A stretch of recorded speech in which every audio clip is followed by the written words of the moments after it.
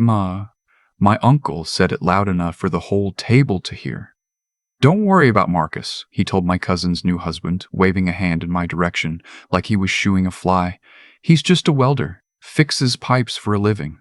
A few people laughed. Not mean laughs exactly, more like the kind of laugh people do when they don't know what else to do with the silence. My father looked down at his plate. My mother reached for her water glass. Nobody corrected him. I stood there at the entrance to the dining room holding a bottle of wine I'd brought, wearing the same jacket I always wore to family dinners, and I thought, not for the first time, that the easiest thing in the world would have been to say something. To just say it plainly. But I didn't. I set the wine on the side table, found my seat, and let the moment pass the way I'd learned to let most moments in that house pass. That was my uncle's house. His dinner table. His world, as far as he was concerned. I was 31 years old. I had not fixed a pipe in 4 years. The dinner was for my cousin Rachel's wedding reception, the small family version, held 2 weeks after the ceremony itself. Rachel had married a man named Daniel Cho, and I'd met him once before, briefly, at a holiday gathering the previous December. He seemed steady, quiet in a thoughtful way, not a cold way. He worked in industrial procurement, sourcing contracts for large-scale manufacturers across the Midwest. I remembered thinking, when Rachel first told me what he did, that we probably moved in closer circles than either of them realized. I hadn't said that out loud either.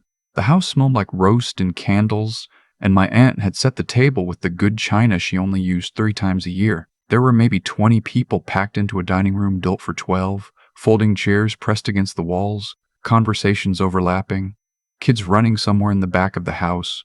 It was the kind of family gathering that felt warm from the outside and exhausting from the inside. My Uncle Gerald was at the head of the table. He was always at the head of the table.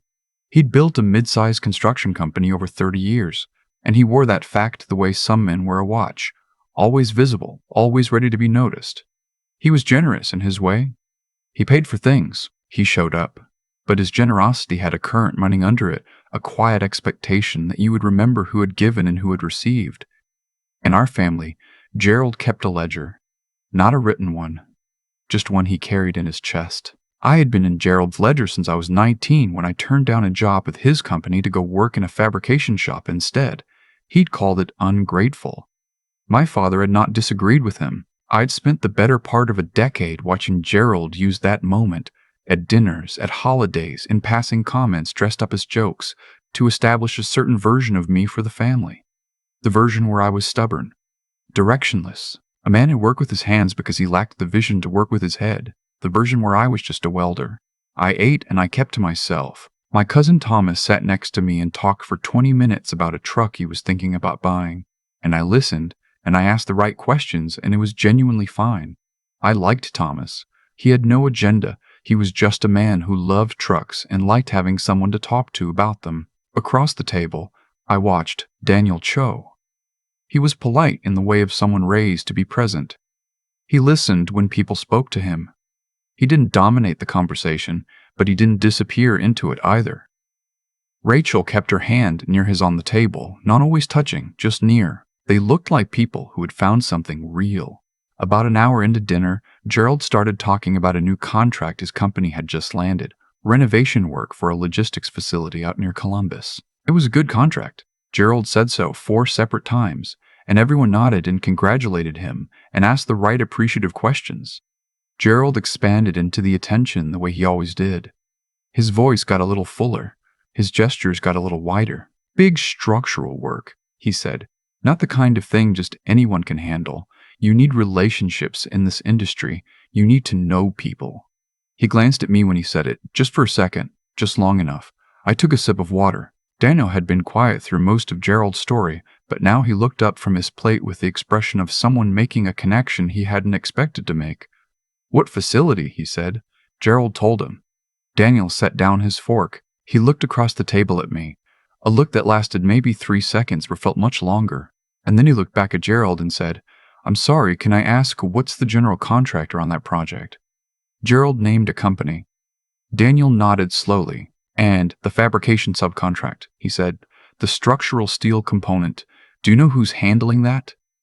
Gerald blinked. "I don't deal with the subs directly. That goes through my project manager. Daniel picked up his phone. He typed something. He looked at the screen for a moment. Then he put the phone face down on the table and looked at me again, this time with an expression I recognized because I'd seen it before. In boardrooms, on job sites, and the offices of men who had just realized they were missing something important. "Marcus," he said, "is your company Ridgeline Fabrication?" The table got quieter. Not silent. The kids were still somewhere in the back of the house. A conversation about dessert was still happening at the far end. But the people near us, the people who had heard, went quiet. "Yeah," I said. Daniel looked at Gerald.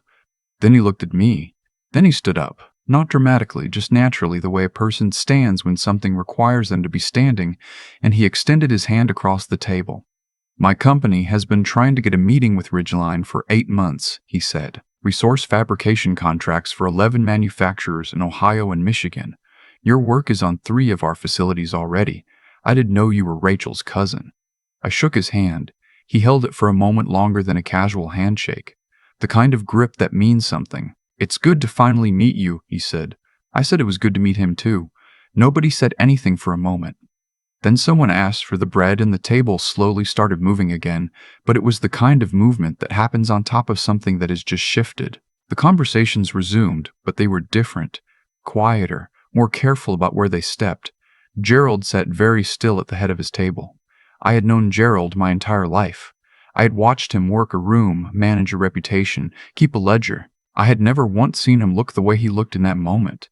Not angry, not loud, just very, very still, like a man who has just reached into his pocket and found it empty. My father, who had been sitting 3 seats down from Gerald and had not looked up from his plate when Gerald made his comment at the start of dinner, looked up now. He looked at me. I looked back at him. Neither of us said anything. My mother touched my arm under the table. I didn't look at her, but I felt the pressure of it, the apology in it. After dessert, Rachel found me in the kitchen where I'd gone to refill my water. She closed the door behind her and stood there for a second with her arms crossed. Not in a closed-off way, more like she was holding herself together. "I didn't know," she said. "I know you didn't. Dad doesn't either. I mean, he knew you had your own business, but he never looked it up. He never asked. She stopped. She looked at the floor. He does that thing where he decides what someone is and then just keeps deciding it forever. I nodded. "I knew the thing. I'm sorry," she said. "For all of it. Not just tonight. There are apologies that arrive too late to fix anything but still mean something. This was one of those. I told her I appreciated it. I meant it." She hugged me. A real one. The kind with both arms. And then she said, "Daniel thinks you're the most interesting person at this table, by the way. He's been wanting to talk to you for years without knowing it." I laughed. It was the first time I'd laughed all evening. I need to back up. I need to explain how I got here, because what happened at that dinner table didn't come out of nowhere, even if it probably looked that way to the people sitting around it. I started welding when I was 22. I'd gone 1 year to a state school, run out of money, and taken a job at a fabrication shop outside of Dayton because a friend of a friend said they were hiring and the pay was decent. I didn't plan to stay. I planned to stay money and figure out the next thing. But something happened in that shop that I didn't expect. I was good at it. Not just competent. Genuinely good, in a way that the older guys noticed and said something about, which they didn't do often. I had a sense for material, for how things wanted to move and where they would fail under stress. I could read a set of structural drawings and see the finished thing before it existed. My foreman, a man named Pete, who had been fabricating steel for 25 years, told me once that some people have the gift and most people don't, and I happened to have it. I stayed. By the time I was 26, I was running a crew. By 28, I had started taking on small, independent contracts on weekends. By 29, I had incorporated. I named the company Ridgeline because there was a ridge I used to drive past every morning on the way to Pete's shop, and I liked the way it looked against the sky on cold days, clean and clear and unbothered. The first year was hard. The second year was hard. The second year was harder. By the third year, I had 7 full-time employees and a line of credit and a contract with a manufacturing facility in Toledo that changed everything. The Toledo contract led to 3 more. The 3 more led to a reputation. The reputation led to conversations I couldn't have imagined when I was sweeping the floor of Pete's shop at 22. Gerald knew I had a business. The family knew I had a business. The family knew I had a business. But knowing in the way that Gerald knew it meant something different than understanding. Gerald knew the way you know that a place you've never been exists on a map. It was real in theory.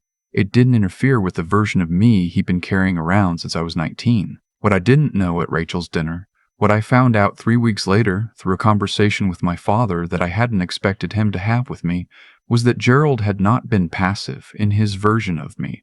My father called me on a Tuesday morning. He didn't call often. When he did, it was usually short and functional. A birthday, a holiday, a practical question. This call was different. His voice had something in it that took me a few seconds to identify, and when I identified it, I realized I had almost never heard it from him before. He was ashamed. He told me that 2 years ago, Gerald had been approached by a business contact about a fabrication opportunity, someone looking for a reliable structural steel partner for a series of Midwestern projects. Gerald's contact had mentioned my company by name. Gerald had told his contact that Ridgeline was unreliable, that the owner was young and inconsistent, that he knew the owner personally and wouldn't recommend them. The contact had passed that along. One of those projects had gone to a competitor. I sat in my truck in the parking lot outside my office, and I listened to my father say these things, and I looked at the ridgeline outside the city, still clean against the sky, and I tried to decide what I felt. "Why are you telling me this now?" I said. He was quiet for a moment. "Because I knew about it when it happened," he said. "Not all of it, but I heard something and I didn't look into it and I didn't say anything to you, and I've been carrying that since that dinner. There's a kind of anger that doesn't feel like anger at first. It feels like clarity, like a room where someone has finally turned on all the lights and you can see exactly where every piece of furniture is, and you understand for the first time the actual shape of the space you've been living in." I told my father I needed a few days. He said he understood.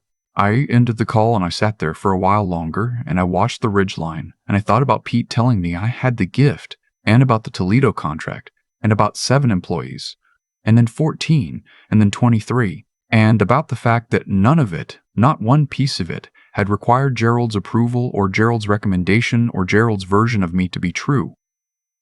I called Gerald a week later, not to confront him, or not only to confront him. I called because I needed to say it to his face, even if his face was only a voice on a phone, and because there are things that go unfinished until you finish them.